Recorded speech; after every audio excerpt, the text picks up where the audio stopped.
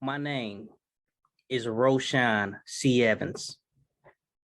I am the co-founder of the Peer Justice organization that works to bring fairness and equity to the criminal justice system, as well as create economic opportunities for marginalized groups. You heard me say that twice now throughout this month.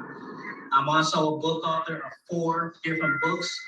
The first 3 books talk about the issues of the American criminal system that preys on the colored, the poor, the weak, and the vulnerable. I am a Gator, a proud alumni of the University of Houston downtown.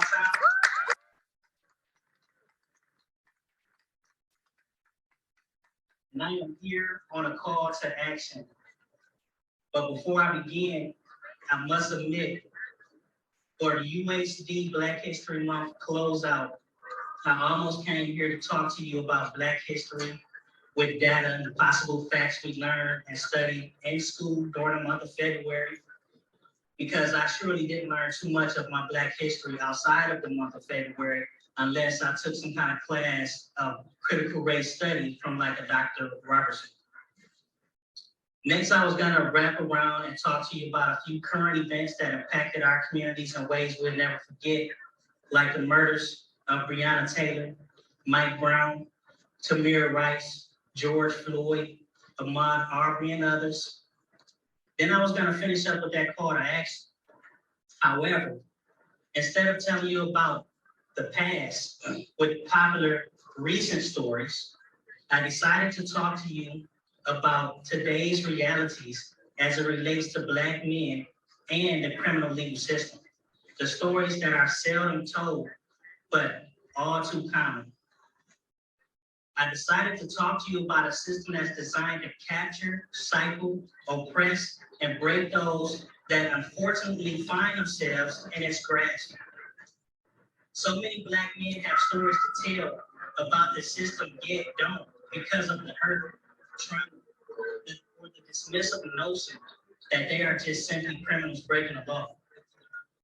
Data has shown that jails and prisons are overpopulated with Black men despite their makeup of about 13% of our nation's population or less. How did we get here, and why are we still here? We are here because laws and policies created and implemented were designed to protect some while capitalize off others. These laws are created to divide, conquer, stereotype, oppress, and break.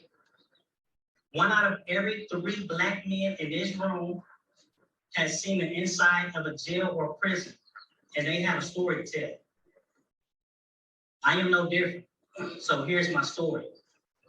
I am a man that as a boy grew up in a broken and oftentimes abusive home. This led me to run away at an early age 12 to be exact. Despite my growing up in the streets, school was very important to me and I continued to go. School is a place where we learn about the version of the world that is most comfortable for educators, for the education system to teach. In school, I was taught telling the truth mattered, that law enforcement were here to protect our communities, that judges and lawyers believe in the practice balancing the scales of justice. What I never learned was that Black men are targets in this country, that Black families are never given a chance to start their race at the same points of their counterparts, that racism is alive and well in virtually every institution we have daily interactions with.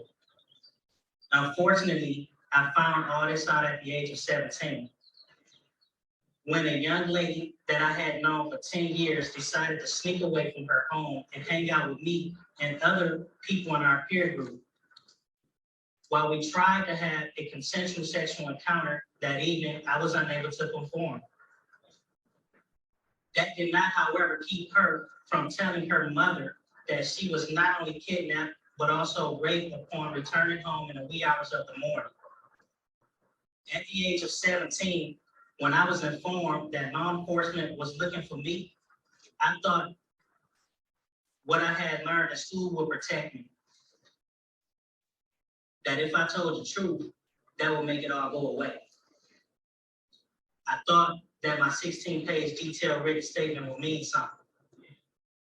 I thought that having a lawyer would mean we would get to the bottom of this and the misunderstanding would be cleared up. I was terribly wrong, and I have been in the clutches of the criminal justice legal system ever since.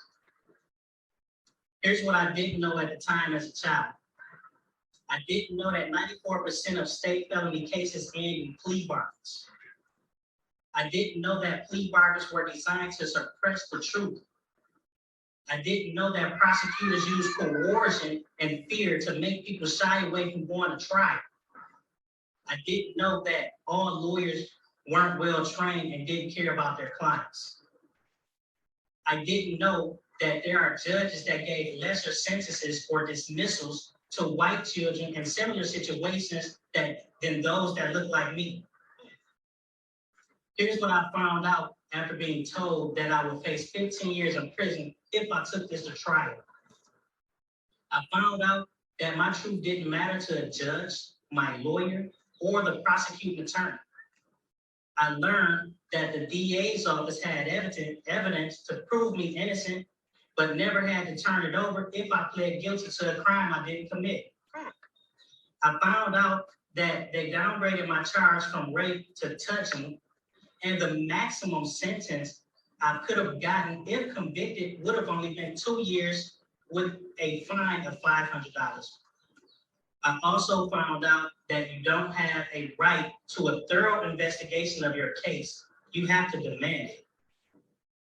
I was 17, a child that had my entire life ahead of me. And had my entire life ahead of me, me prior to being roped into what feels like an escapable system. This started with a horrible lie made by one teenager at a devastating expense of another. All to avoid parental punishment. Just mentioning this lie hurts. The pain of it. You're all right, boy. Take your time. Take your time. We love you.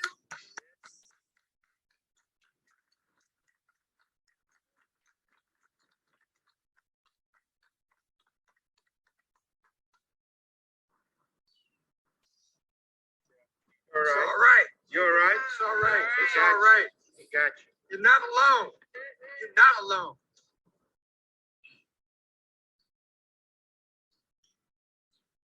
Just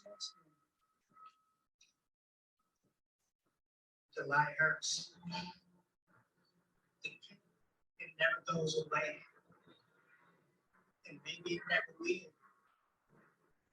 But I'm proud to stand here before you today. Let you know the situation didn't break me. I'm still here and I'm still fighting. I wanted to share my story because this story, the criminal legal system at any time can snatch you and swallow you whole. If we do not stand up and dismantle racism, racial disparities, biases, and laws that are deteriorating families and communities across this nation, I am compelling you, regardless of your gender, race, or economic status, to stand up for Black lives.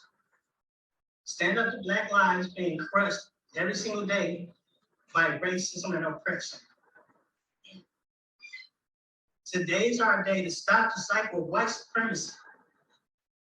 Today's the day we further our stand to progress those who need it most. You are the next law enforcement officers. You are the next lawyers. You are the next prosecutors. You are the next teachers. You are the next politicians. My call to action is for you to get involved in any and every way possible to continuously dismantle racism at all levels. The cycle of generational oppression of Black men and women cannot be broken without you. Fortunately, my story didn't end at the age of 17, and I have decided to dedicate the rest of my life to creating change and saving lives.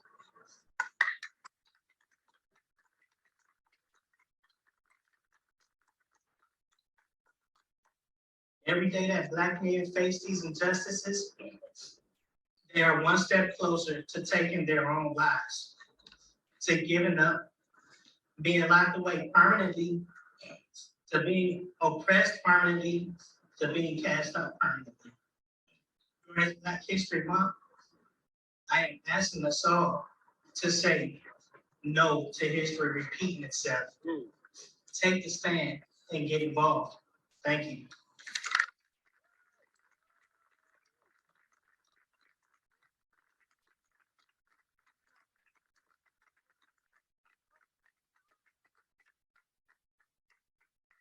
All kneel and show our solidarity with your struggle and your fight. Can y'all come gather?